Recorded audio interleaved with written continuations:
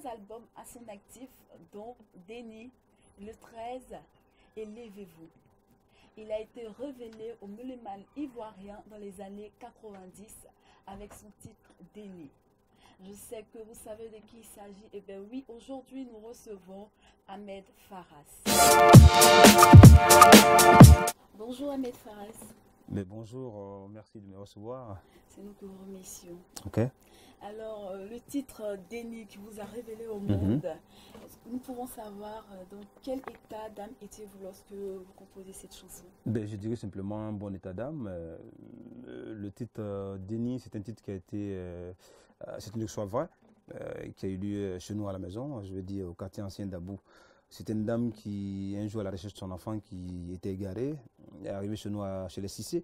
Elle a dit Amanya Déni. Amanya Déni en malin, que ça veut dire n'avez-vous pas vu mon enfant? Et moi, en tant qu'artiste, je me suis de mettre dans la peau de cette maman-là qui souffrait, qui était, qui ne mangeait pas, qui ne dormait pas et qui était à la recherche de son enfant. Donc c'est comme ça que j'ai essayé d'imaginer sa galère à travers les quartiers de Dabou que j'ai cités, anciens Dabou, Tchouchouraf, etc. À quel moment Ahmed Faras a commencé véritablement à faire de la musique? Ben, c'est une longue histoire. Moi, j'ai commencé à faire la musique dans les années 80 de façon amateur. Voilà, de façon professionnelle maintenant, c'est à partir des années 90, comme vous l'avez si bien dit. Et pourquoi le choix du reggae? Ben, le reggae d'abord parce que c'est une musique de combat, le reggae parce que c'est une musique de vérité, le reggae parce que on dit ici que le reggae c'est la musique du peuple, c'est la musique qui parle au nom du peuple. Donc comme je le dis et j'aime si bien le dire, pour parler comme Aimé Césaire, c'est la musique qui revendique des droits. Je veux dire, Aimé Césaire disait quelque part que sa voix ou sa plume sera la voix des voix qui n'ont point de voix et celle aussi qui s'affaisse dans les cachots.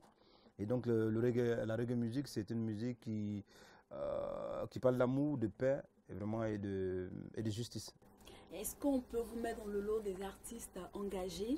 Ben, ça dépendra de ce qu'on entend par le mot engagé. Parce que moi, le simple fait d'accepter de vivre, pour moi, c'est un engagement.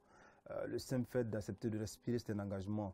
Maintenant, si on prend l'engagement comme étant quelqu'un qui vient dire ce qu'il pense, je crois que tous les artistes plus ou moins sont engagés. Quels sont les bons moments de votre carrière? Ben, pour les lister, c'est une longue histoire. Je veux dire, il y en a tellement qu'on ne pourra pas quitter ici. Mais quelques bons moments, je dirais, il y a les différents pays que j'ai glanés. Parce que je me rappelle en 1991, je représentais la Côte d'Ivoire en France, à Longjumeau plus précisément. J'ai pu avoir la médaille de bronze. Ça, c'était un bon moment. Il y a aussi ma participation au FEMIA. Le FEMIA, c'est d'Alpha, comment il dit, au résumé répété d'Assalfo. Il y a aussi, j'étais double Marley d'or, c'est-à-dire Marley d'or 2015, Marley d'or 2018. Donc, ce sont de bons moments. Et puis, j'ai été aussi baptisé comme ambassadeur de Côte d'Ivoire Tourisme. Voilà. Donc, je crois que c'est quelques belles tranches de ma vie. Voilà. Est-ce que vous avez rencontré des difficultés pour vos 3 premiers albums? Ben, les difficultés, je veux dire, c'est seulement des difficultés en tant que débutant. Quand vous commencez la carrière musicale, vous n'êtes pas professionnel, de vous essayer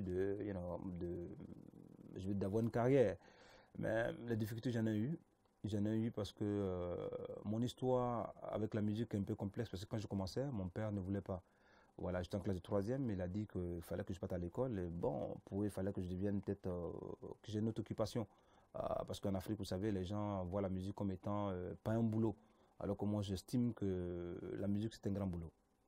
Voilà. Okay. Et actuellement, les parents, sont-ils fiers de vous ou sont-ils toujours réticents concernant le choix? Ah non, les parents, merci. Les parents sont fiers de moi parce que moi, par exemple, mon père m'avait dit tu pars à l'école, mais avec des conditions. Tu ne veux pas fumer la drogue, tu ne vas pas te délaisser l'alcool et tout ça. Et puis bon, et tes diplômes. Et bon, moi, j'ai eu mes diplômes. Et puis bon, je fais l'effort de ne pas être impliqué dans tout ce qui est vice ou quoi que ce soit. C'est-à-dire, je vis une vie saine, quoi. Oui, le reggae est la plupart du temps associé à la drogue. Ouais. Associé à la drogue. Ben, c'est une méconnaissance parce que le reggae ne veut pas dire drogue. Il y a des gens même que je connais ici qui ne sont pas des reggaemen, mais qui sont des grands trafiquants, de grands consommateurs de drogue. Donc la drogue en tant que telle, moi je crois que ne va pas avec le reggae. Je vous disais, au risque de me répéter, que le reggae veut dire paix et amour. Vous voyez, l'amour de son prochain. Bon, je crois que ceux qui veulent fumer la drogue, mais sinon le reggae ne veut pas de drogue. Pourquoi une longue silence? À partir de l'année 1995, par exemple, je me suis exilé de façon volontaire pour aller aux États-Unis. Et donc, c'est vrai que je suis revenu après 6 ans ou 5 ans. C'est vrai qu'il y a eu un flop parce qu'on ne me voyait pas en Côte d'Ivoire, mais de l'autre côté, aux États-Unis, quand même, j'étais actif. Bon, donc, je crois qu'il y a eu cette période-là. Et puis, il y a eu la période de 10 ans de crise que la Côte d'Ivoire a connue ici. Ce sont des moments malheureux. Mais en même temps, je veux dire, les albums ne se vendaient pas en tant que tels. Donc, il fallait quand même retourner dans le bois sacré pour travailler. Et moi, je me dis que une œuvre d'art, c'est pas comme un pain qu'on met dans un four. Il faut prendre le temps, comme l'a dit Boileau, il faut prendre le temps de le pétrir et de le répétrir. Et moi, quand je sors une œuvre, l'œuvre, je la sors pour qu'elle puisse puisse pérenniser dans le temps.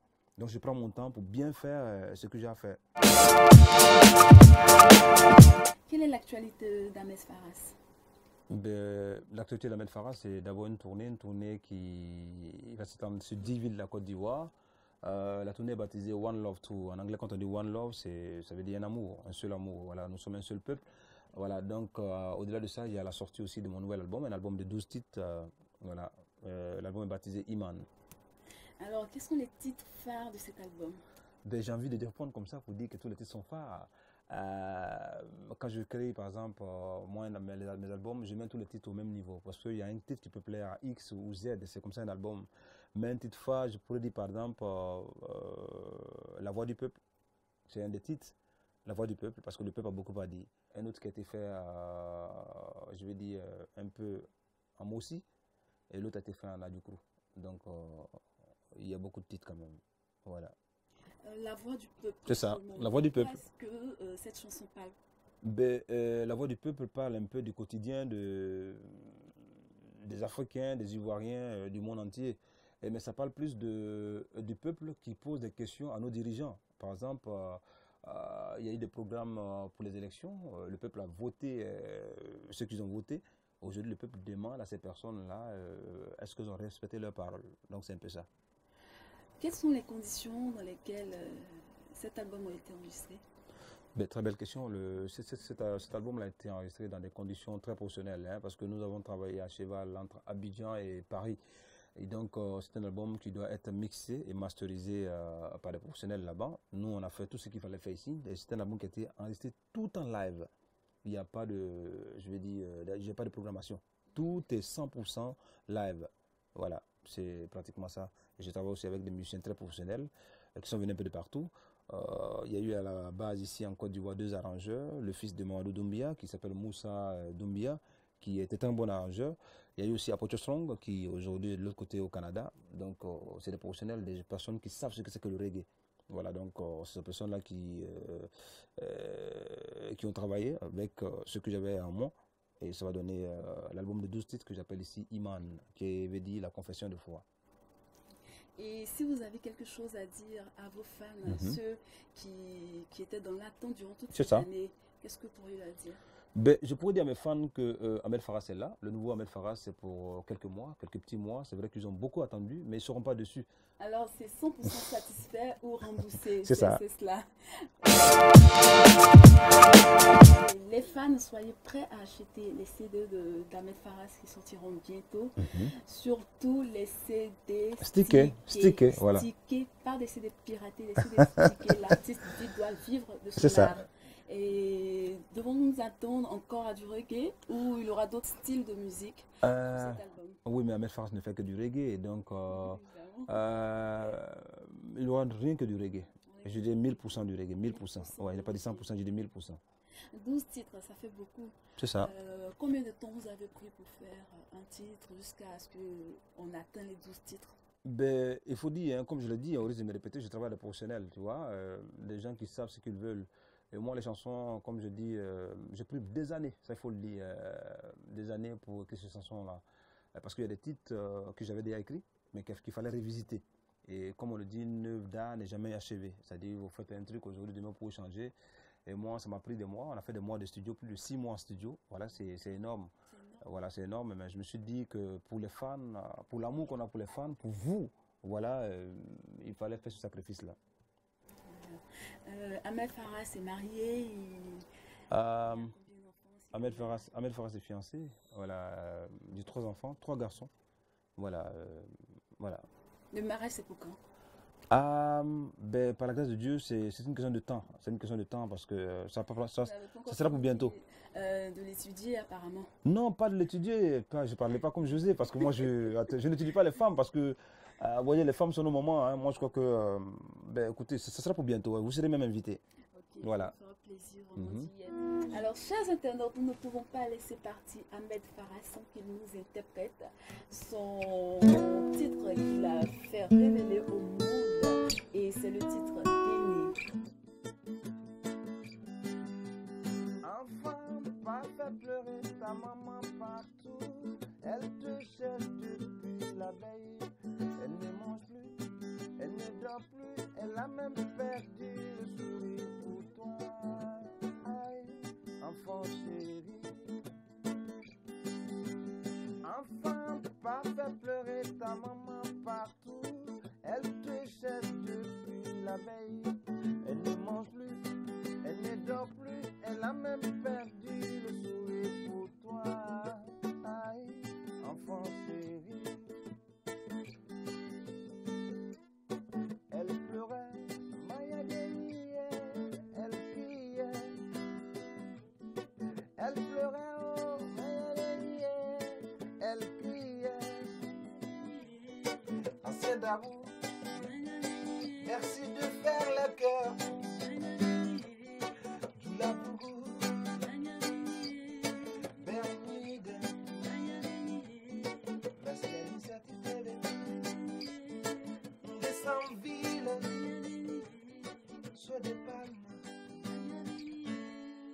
de Saint-Ville. Super. Merci. Waouh, c'était Ah ouais, waouh, hein. génial, oui, c'était génial. Donc, chers internautes, comme vous l'avez remarqué, il s'agit de Ahmed Farah qui nous a interprété son titre Déni, son titre phare qu'il a fait révéler au monde entier. Et il est actuellement en préparation pour son nouvel album qui sortira bientôt. Alors tous les fans, restez scotchés, surtout cherchez toujours à avoir des nouvelles parce que ça sera une bombe comme même l'a signifié tout à l'heure. Merci de nous avoir suivis. Je vous laisse en compagnie d'Ahmed Farah qui va nous interpréter le titre de son nouvel album. À très bientôt.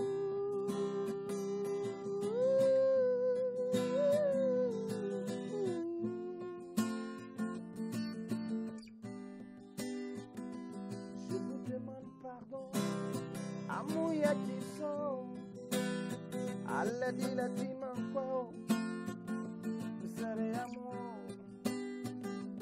Je vous demande pardon, pardon, Amouya Tisson, j'ai dit la dimanche, vous serez à moi. Moi j'étais à Boaké, j'ai perdu mon père, ma mère et mes enfants. Je vous pardonne. Moi j'étais à Bouna, 40 ans de boulot. Et oui, tout à l'eau. Pardon, Nana Boigny c'est que yo. La peine n'est pas un verre.